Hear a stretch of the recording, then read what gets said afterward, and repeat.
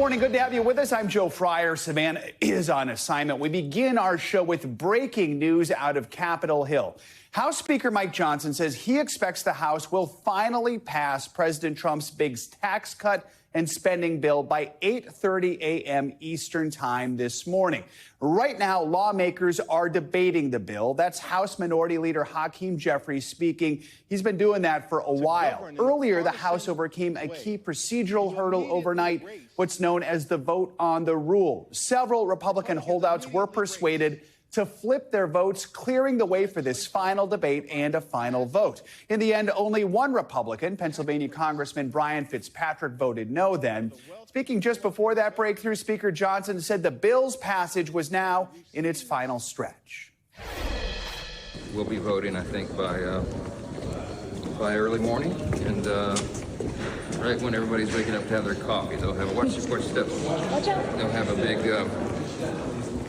big happy surprise. So you have the votes for the rule now, you think. Do you also have them for final passage as well? I believe we have. NBC News Capitol Hill correspondent Julie Sirkin. I think she's already had plenty of coffee this morning. She joins us now. Julie, just what is the latest from the House? Are lawmakers on course to get this done in the next hour and a half?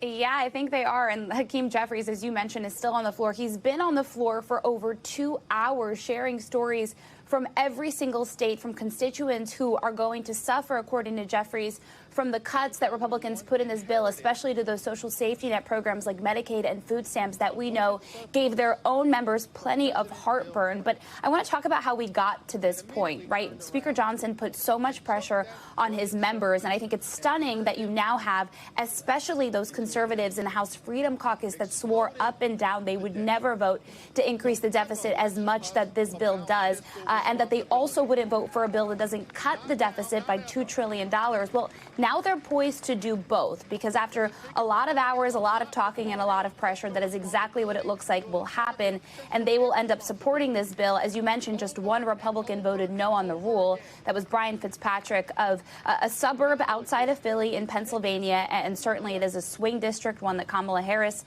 won last November, and that is why, presumably, he voted no on this bill, on the rule, at least. So, Julie, what did it take to flip those conservative hawks to vote for the rule? And why did Fitzpatrick, who is a Republican moderate, decide to vote no? Well, Fitzpatrick, as I just mentioned, Joe, he decided to vote no because, remember, he is from a district that Kamala Harris won. This could lead to him losing re-election in 2026, and he knows that, especially when it comes to those Medicaid benefit cuts, to the clean energy tax credits that were phased out or repealed as part of this bill, even some sweeteners that were put on this bill at the 11th hour in the Senate that was able to entice some moderates over there, like making that pain on the Medicaid cuts a little bit less, making the pain on the solar and wind cuts a little bit less. That is why you have hardliners who are opposed to this bill now. But overnight, I got to tell you, there was nothing that was changed to this bill. The conservatives didn't get a single win or a single change, and they said they would be a hard no. Now they are opposed to be a hard yes, and that is only because of the pressure that came from across Pennsylvania Avenue. A group of them went to meet with the president yesterday morning, about 24 hours ago, a little bit less than that. Then they were sitting just off the floor in a room. I was talking to a bunch of them all day long. You had Russ Vought, who was the president's top official in his cabinet, the director of Office of Management and Budget, trying to convince them to support this bill. But in the end of the day, they didn't get anything else on top of it. They're going to pass the package that the Senate passed with not much to show for it. And Julie, we know the president set this deadline of getting it all done by July 4th. That's tomorrow. If the House does end up passing the bill in the next couple hours here, just how soon could it land on the president's desk?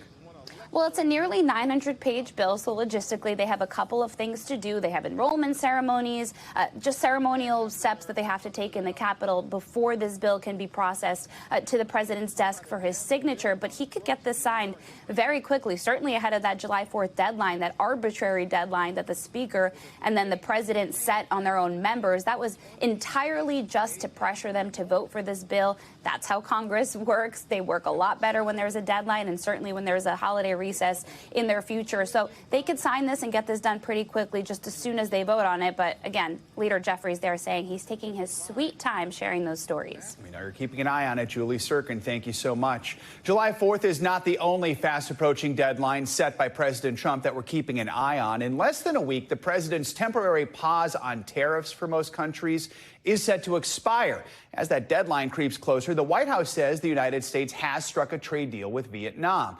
The president announced the deal on social media, says it includes a 20% tariff on Vietnamese imports to the U.S.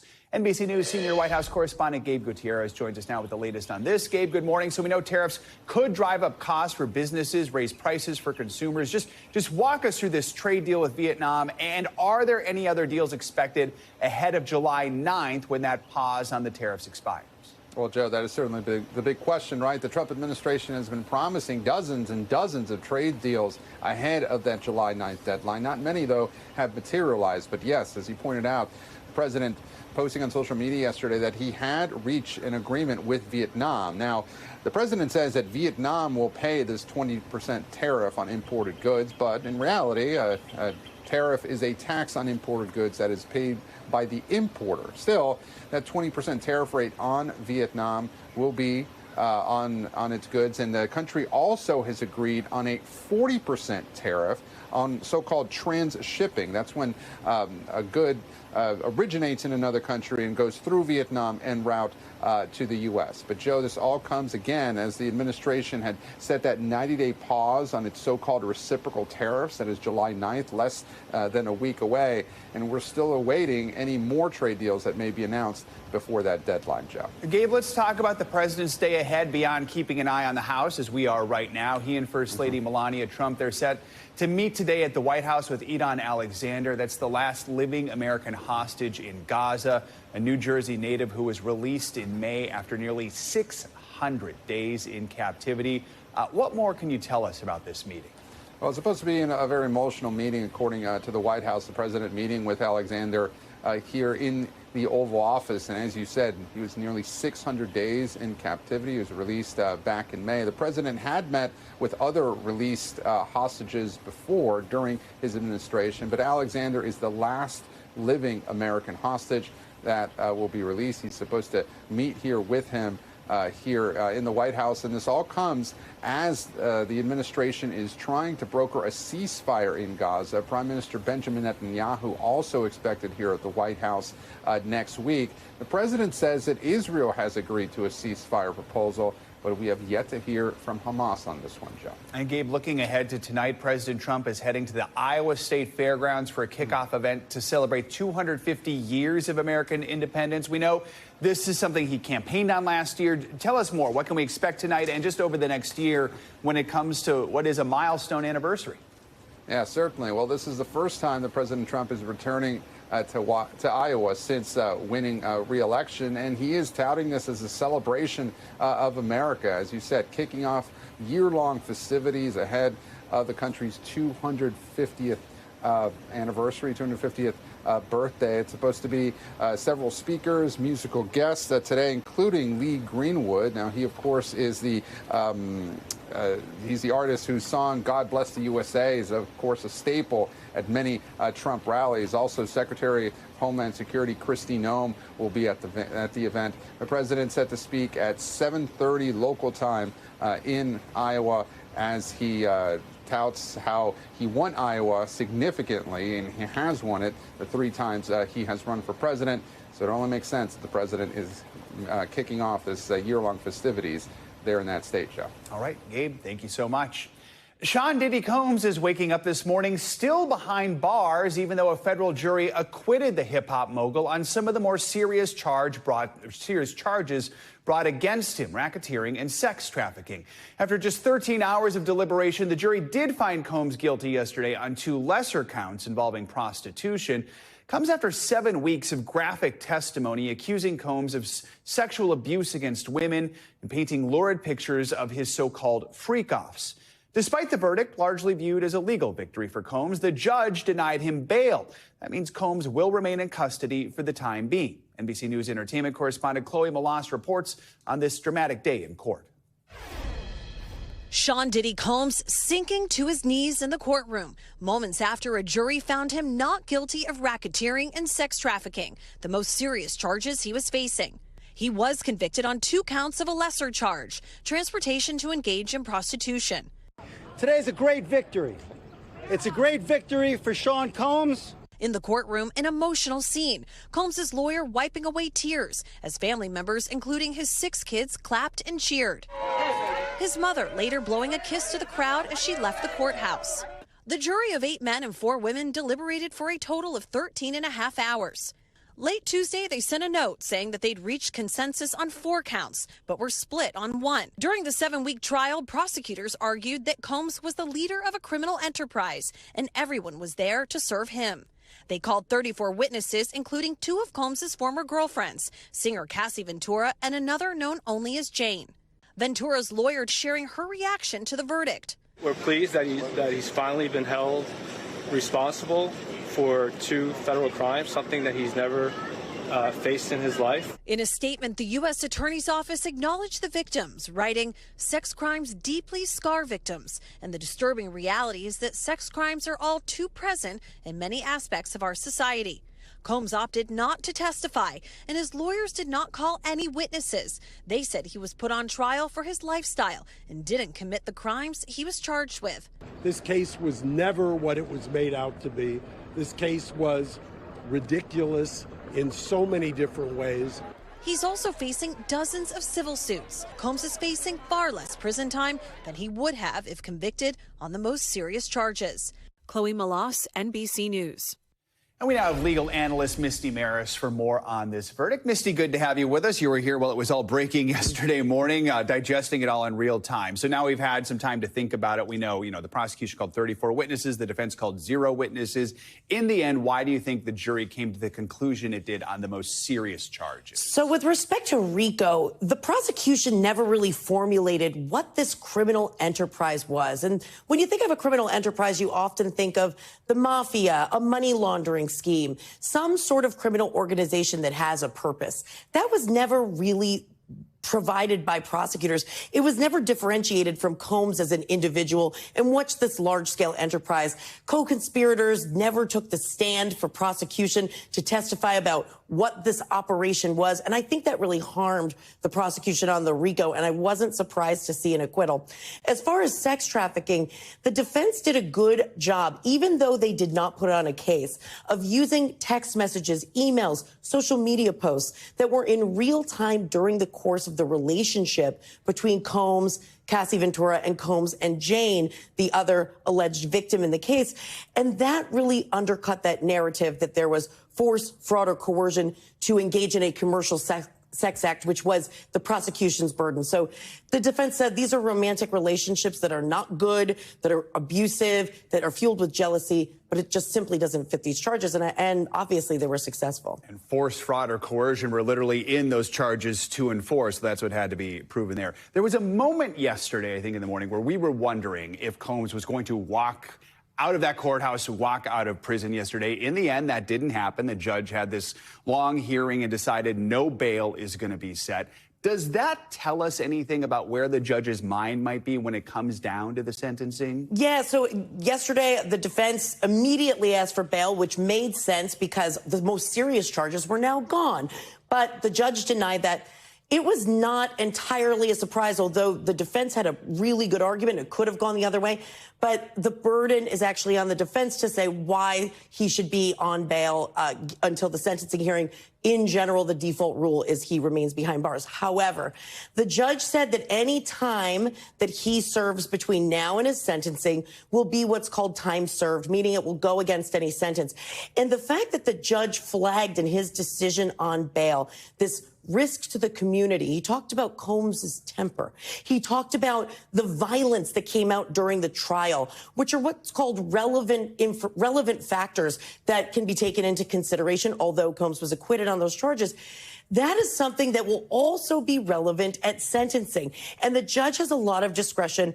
Both sides have different views about what the sentencing guidelines, which the judge will likely follow, mean for Combs. Defense, obviously less. Prosecution says more towards those top level sentence. But the judge indicated that there's likely to be some time, at least for Combs, behind bars. The max would be 20 years. We certainly don't expect that. We're maybe looking more in just a few years served, basically. Correct. All right. This was obviously, it was complex. It was very emotional at times. Just overall, how do you sum up how each side did in presenting their cases. So the prosecution, again, I think with RICO, that just never came to fruition. With sex trafficking, that was such a difficult testimony. And I was in the courtroom for Cassie Ventura and Jane watching the testimony unfold, watching that 2016 Intercontinental video, and also hearing from other witnesses who saw firsthand extreme violence by Combs against Ventura and, in some instances, Jane. The prosecution did a good job of making the case. They laid it all out in their closing arguments, but the defense simply was able to just undercut that argument of force, fraud, and coercion. Right. Misty Maris, we appreciate your analysis throughout this case and for helping us digest the verdict in real time yesterday. Thanks so much for joining us this morning. Now to a major development in another case we've been following closely, this one in Idaho. On Wednesday, Bryan Kohberger pleaded guilty to murdering 4 University of Idaho students. During the hearing, prosecutors detailed the evidence they collected, which they believe led to Kohberger's in-court confession. NBC News correspondent Liz Kreutz has the latest. 2.5 years after the brutal murders of 4 University of Idaho students, the man accused of the crimes, Bryan Kohberger, pleading guilty in a Boise courtroom. Are you pleading guilty because you are guilty? Yes. In a chilling moment, Judge Stephen Hippler, one by one, asking Kohberger this question. Murder in the first degree, as it relates to the murder of Madison Mogen, how do you plead guilty or not guilty? Guilty. Haley Gonzalez, how do you plead guilty or not guilty? Guilty. Xana Kernodle, a human being, how do you plead guilty or not guilty? Guilty. Ethan Chapin, a human being, how do you plead guilty or not guilty? Guilty. In the courtroom, families of all the victims, some sobbing and holding hands as prosecutors recounted the disturbing evidence they were ready to present at trial. The defendant's car, the white Elantra, as I've described, circling the 1122 King Road area, that neighborhood, starting around 3:30 or so in the morning. The defendant entered the residence, went to the 3rd floor, and with a knife, killed Madison Mogen and Haley Gonzalez. The defendant, as he left that room, for whatever reason, ended up leaving, or the sheath for a K-bar knife was left on the bed next to Madison Mogen's body. The prosecutor saying before fleeing, Kohberger murdered the other 2 students and then drove home. About 9:30, evidence taken from the defendant's phone that he took a selfie of himself on his phone in what appears to be the bathroom of his Pullman apartment with a thumbs up. Kohberger's plea deal, which takes the death penalty off the table, shocking to even the judge, who said he only learned of it Monday. Some of the families of the victims outraged. Haley Gonzalez's father lashing out at the prosecutor. We didn't agree on anything. He only negotiated with the murder of our children. Kaylee will be ashamed of what happened today. In 2022, after a weeks-long manhunt, the former criminology student was arrested at his parents' home in Pennsylvania, charged with the murders of Gonzalez, Xana Kernodle, Ethan Chapin, and Madison Mogen. Her mother and stepfather saying they've found relief in the plea deal. We have closure. We embark on a path of hope and healing. That was Liz Kreutz reporting. Kohberger will be back in court July 23rd for sentencing. He's expected to get life without parole. At that same hearing, the victims' families will be given the chance to read statements about how the murders have changed their lives forever. More than a dozen people were injured after a plane carrying skydivers went off the runway and crashed in New Jersey. The incident happened at Cross Keys Airport in Monroe Township yesterday afternoon. Authorities say the pilot reported engine trouble and was trying to bring the Cessna plane back to the ground. Multiple people needed to be treated at the hospital. The FAA says the incident is under investigation.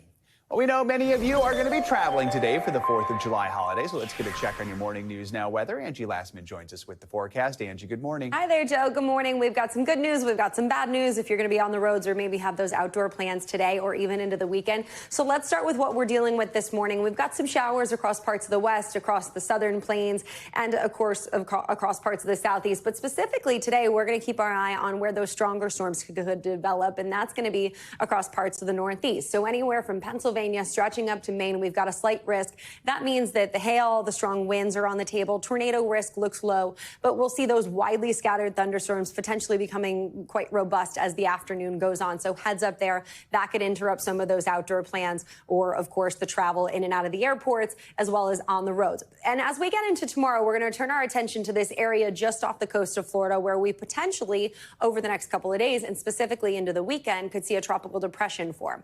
All that means is that we're going to keep the heavy rain in the picture for the state of Florida as we get through at least the weekend. This keeps it quite stormy and has the potential to leave us with some localized flooding. We've got up to 5 inches possible in some of these areas across the state of Florida, so a little bit soggy for our friends there. Otherwise, low clouds and fog you'll have to deal with out west. That could impact some of those airports as we get through the afternoon hours today. In the Midwest and the Northeast could see some of those thunderstorms, so delays there. Big picture look for 4th of July, not that bad. We've got some storms that we'll deal with across Florida, as I mentioned, and parts of Texas stretching up into the northern plains, but a whole lot of sunshine expected for New York, Washington, D.C., Chicago, Cleveland, L.A., Phoenix. We've got nice conditions for folks there, so we'll see a quiet 4th of July in the daytime hours, and that really takes us into the evening hours as well. A pretty good forecast for the fireworks display. Around 8, 9 o'clock, you can expect temperatures in the high 70s for New York, Washington, D.C. Plenty of clear skies overhead for the East, Joe, and most of the West. Just a couple of strong storms for parts of the high plains as well as the state of Florida. Yay! Yay! Yay! Because where we're going to be, it's going to be nice. But exactly. Unfortunately for our friends Sorry in for Florida. everyone else. Yeah. But all right, thanks, Angie. Appreciate it. We thank you for watching, and remember, stay updated on breaking news and top stories on the NBC News app or watch live on our YouTube channel.